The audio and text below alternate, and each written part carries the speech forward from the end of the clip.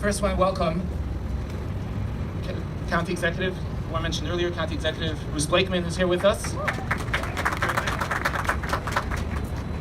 And we'll soon hear from the other elected officials a little later. Dear students, the reason why you're gathered right here today, because many of us feel surrounded by the darkness in our schools, in our colleges, and on the streets. Let me take you back 39 years. It was Simchas Torah. Simchas Torah is the same holiday when that terrible massacre took place on October 7th. It was 1984.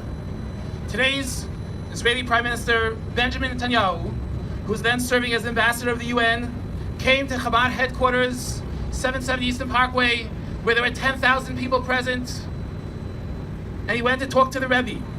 And the Rebbe told him, I quote, "Remember that in a hall of darkness," referring then to the UN, "if you light one small candle, its precious light will be seen from afar by everyone."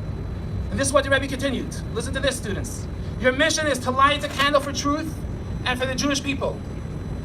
Friends, the same stands with us right here. We are given the match, we are given the candle to light up our surroundings. We must not duck in fear. We must speak the truth and light up our surroundings. The world will respect the Jews who respect their history, their heritage, and their faith. Yes, I know, friends, I know it's a large responsibility, yet if we look at the Torah, what the Torah says, going back, the message, going back 3,000 years, girls, by you lighting Shabbat candles on Friday before sundown, we have candles, we have Shabbat candles on the table, we have it in your kits. The boys, it was so nice to see some of the college students earlier putting on tefillin. We saw it at the 6-Day War, we saw it at the Yom Kippur War, the secret weapon, putting on tefillin. If you need help, go to your local Chabad at the college campus. You may join us every Sunday for Tefillin Club, and we have students together with the parents, together with the fathers, coming and putting on tefillin 8:30 in the morning right here in Merrick. We also have some bagels and lox as well. As the Torah states, V'ro kol ami haaretz, our enemies, through the tefillin, our enemies will be frightened and will run away. In just over 2 weeks, we will celebrate Kaneka. The theme of Kaneka is that a little bit of light has the power to push away lots of darkness. This year, on Kaneka, let's shine the light. While you're on your college campus, don't feel alone.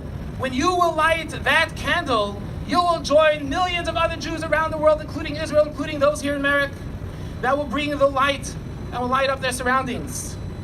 If you need a candle, we have candles as well on the table. We have candles in your bag. We have menorahs. We have special menorahs that you can travel with, take back with you. Teens, if you're looking for encouragement, inspiration, you're welcome to join the Cooking for Hope for Teens, our Kaneka special teen program that will take place on December 10th. And don't forget, everybody here, don't forget, we're doing right here at the train station, we're doing a mega menorah lighting called Unite Through Light. Stand with Israel. Please join us right here. It'll be December 7th, 6 o'clock. Sammy, where's Rabbi Sammy? Rabbi Sammy will soon let us know what the program is. Jason, KSU.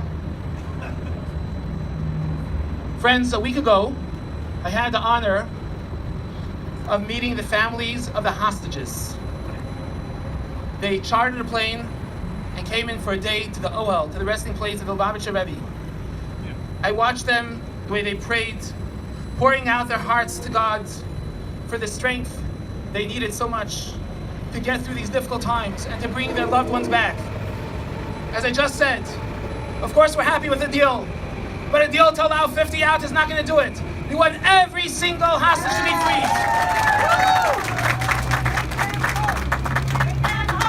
Bring them home! Bring them home! Bring them home! Bring them home! Some of them gave me a message. Some of you may have seen it on social media. They asked me to take a video of them.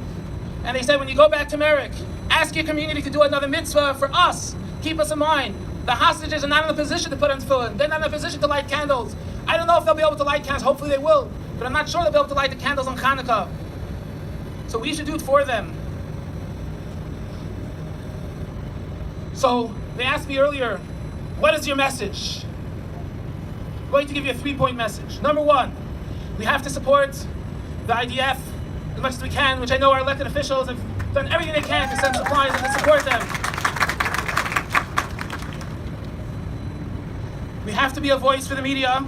We have to make it clear to the world that Israel does not have a right to defend itself. They have an obligation to protect their citizens. They have an obligation to protect the world from those terrorists. And number 3, to be more Jewish than ever before. We should not be ashamed that we're Jewish. We should not be embarrassed to put a mezuzah on our Torah. Friends, I want to tell you something. I was targeted by terrorists because we were Jewish. I was in a white van on the Brooklyn Bridge when a terrorist opened fire at us right here in New York on the Brooklyn Bridge. Don't be embarrassed. Let's not be ashamed. That did not cause me to put my head in the sand. That made just the opposite. That made me a proud Jew.